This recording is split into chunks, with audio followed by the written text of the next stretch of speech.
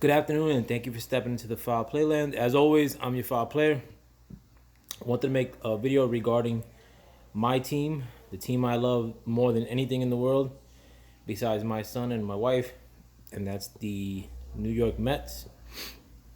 Um, I love the Mets more than all the other teams I love in sports combined. It's not even half close. Like if you add the Giants, the Jets, which I love both, the Knicks, the Rangers, um, tennis players that I like, and golf players, they wouldn't. And you combine them all together, as far as my love for them, they don't even add up to half of like how much I love the Mets. I'm a big time Met fan. You can see my Mets tattoo. They break my heart every year. And I say that to say that I'm only making a draft video regarding the Mets because I don't know about the baseball draft that much to begin with, and I'm not gonna cover all the teams like that. Um, but I'll start off with the Mets' first pick at number 19, which was Pete Crow Armstrong. Um, Pete Crow Armstrong, leading up to the draft, was one of the people I was looking into because I thought his name was cool, and his frame. I mean, like he looks tall and he had like these big shoulders. Um, I liked his bat. I mean, I wasn't like amazed by it or anything. It seemed like he wasn't trying to pull. And he's like in these BP sessions that I did see of him, he was like spraying the ball all over the place, intent with intent. Like it was like but it seemed like he had a real smooth like swing in these BP sessions. Like I mean, he wasn't like hitting foul balls off the gate. It seemed like he hit like one foul ball like out of like or a ball off the gate on the top like in the on the sessions that I watched and all of them, which is like hopeful. I mean, he's still young. I mean, like with these high school kids, you never know. Um, Also, the fact that they didn't get to play a full season, is a little bit scary with all high schoolers this year. But I actually like the pick. Usually the Mets pick people that I don't like with their first pick or that have more size and ability than potential. But Pete Armstrong is a high potential pick. And Pete Crow Armstrong's arm is outstanding. Not only is it very strong, but it's very precise and he has good aim. I mean, he gets the ball to the home plate like nothing. And you could compare him to the other prospects, and I think he has the best arm in out of all these prospects. He looks his arm looks better than a lot of the college prospects. So maybe he develops into more of a pull hitter and develops more power. I mean, I like the way he's hitting now. Some people compared him um, to, the center fielder for the Yankees. I mean, that'll be okay. I mean, like, you know, he is very clear as to what he could be, and that's like a leadoff mainstay slash center fielder mainstay, which is good. Um, so I'm not gonna grade it out like that, like each player. So bear with me. Um, they the player that I did want like for them to take at that pick was actually a pitcher because our farm is getting a little barren. I don't know his name offhand, but I know he went to the Diamondbacks at 22. But that pitcher had a lot of question marks. There were some games that I saw afterwards that pitcher was getting lit up. I don't know the pitcher's name off the rip, but just look at who the Diamondbacks picked at 22. But I like this Pete Crow Armstrong kid. Looking into him more, he's really intelligent too. I mean, I like for a young kid, he speaks really well. And like when they showed these like batting practice sessions of his or throwing sessions, fielding, he takes real good routes to the ball. He like I mean like um he just doesn't seem like he's like got to put much effort into it because of his positioning, fielding, and it seems like he's having a really good time. And when they showed interviews of him, he's like mad intelligent. So I like that too. The next pitcher, I mean, the next player that the Mets took was a pitcher, which is JT Ginn, a right-handed pitcher. JT Ginn was drafted by the Dodgers, I believe, 2 years ago, and didn't sign, and they drafted him in the first round. There's a little bit of trepidation in the fact that he could go back to college, and the fact that he had Tommy John surgery this past summer. I mean, this past year. But I think that the Mets with are gonna go gun ho as far as trying to sign him, and if they do end up signing him, and I'm only discussing the three players that the Mets took that they took with the intention of really trying to sign them. Pete Crow Armstrong being one, JT Ginn being the other one, and Isaiah Green. I'm only going to be discussing those three. But JT Ginn got good stuff.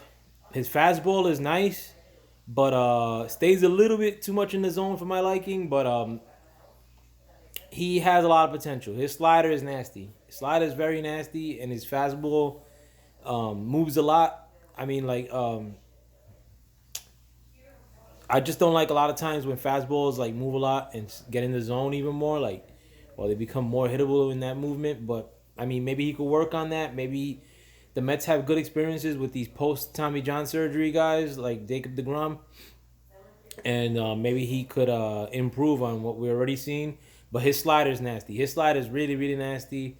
His slider is a major league ready, major league top 10 slider. Like his slider is really, really good. And pairing that with a 95, 96 fastball with maybe even better after the post Tommy John performance, I like this signing a lot. I can't say who he reminds me of, but and then he showed off his other pitches, and they don't look terrible. Like you got something to work with there. But as far as the fastball slider, a guy who's you know out of the gate, is looks like a definitive starter. I like this signing a lot. The last player that I want to discuss is Isaiah Green. He's an outfielder. He plays center field right now, and his arm also looks really strong. Not at the level of Pete Crow Armstrong, but it's really, really, it's a nice arm. Pete Crow Armstrong seemed like he was shooting them from center field and getting like right to catcher. Isaiah Green was like shooting them to center field and getting it to catcher after they bounced, at the second base, but they were still getting to the catcher. But Isaiah Green looks nice. I mean, like Isaiah Green's like bat looks really steady for a young kid. He has a lot of pull capabilities. I mean, he's already pulling well, like to the I don't know, like some people like seemed like thought he was a first round prospect. I thought that could have been a possibility, late first rounder, early second rounder. The Mets picked him at 69. So with any luck, they sew him up and sign all three of these guys that I just mentioned, particularly Isaiah Green and Pete Crow Armstrong, because they're youngsters and they could go back to school. JT Ginn could also go back to school too. I mean, or go into college for Isaiah Green and Pete Crow Armstrong and JT Ginn. One thing I do fear too is the fact that Pete Crow Armstrong, I believe, is committed to play at Vanderbilt. And it always scares me with these Vanderbilt guys, because when they get drafted, they'll just go to school. Like, I mean, like maybe Vanderbilt is a fun place to play. I don't know. I've seen this in past drafts where like the kids that are committed to go to Vandy end up dissing their major league teams that did draft them, and hopefully that doesn't happen with Pete Crow Armstrong. I don't know what school Isaiah, if any school Isaiah Green is committed to, but the other players that the Mets drafted, it seemed like they were just drafting, out of guys that are get away from that. Talking to my cat. Chachuji, go away. It seemed like they signed them just to have money um, to sign Pete Crow Armstrong, JT Ginn, and Isaiah Green. So I, having said all that, like since the focus is to sign those three guys, if the Mets do sign these three players, I'm gonna have to give this draft A minus or an A actually. So I mean, I'll give it an A if all three of these guys get signed. Right now, the Mets don't have many outfielder prospects. As you guys know, we traded Kelenic, our draft pick from 2 years ago, who's now a top 30 um, prospect in the league in Seattle's farm system. But if these guys pan out, I mean, even though they're youngsters, who knows? Maybe 4 years, these guys turn out to be better than Kelenic, like the two outfielders that we did draft. I don't really see that, but let's see. Maybe they grow up. They grow into their bodies better than he did. These kids, like the two outfielders that we did draft too, they look like they're wiry at this time. They look like the type of guys that are gonna be, grow out to be 210. Right now they look like they're 185, 190, with like a lot of potential to add for both of the outfielders of the Mets. So that gives me hope. JT Ginn, I mean, he's a little bit shorter than I like, but his stuff is electric, and he plays with a lot of fire too, similar to Pete Crow Armstrong. So if we sign all three of these guys, I give this draft an A. And I'll tell you guys right now that JT Ginn, if we sign him, is going to be no less than our third best pitching prospect day one. And by the end of the year, he might be our best pitching prospect. JT Ginn's nice. Pete Crow Armstrong and Isaiah Green, probably day one are going to be our best outfielding prospect. So a lot of emphasis goes on signing these three kids out of the gate. But I like this draft. And hopefully we put a lot of emphasis on getting these deals done with these kids. I hope they don't play cheap, and we'll improve our farm system just by the signing of three guys. These three guys will improve our farm system by a whole heck of a lot. So go Mets and get these guys signed. With that, as always, I'm your foul player. Got to make more Mets videos, but with that, thank you for stepping into the foul play lane, and I'm out. Peace.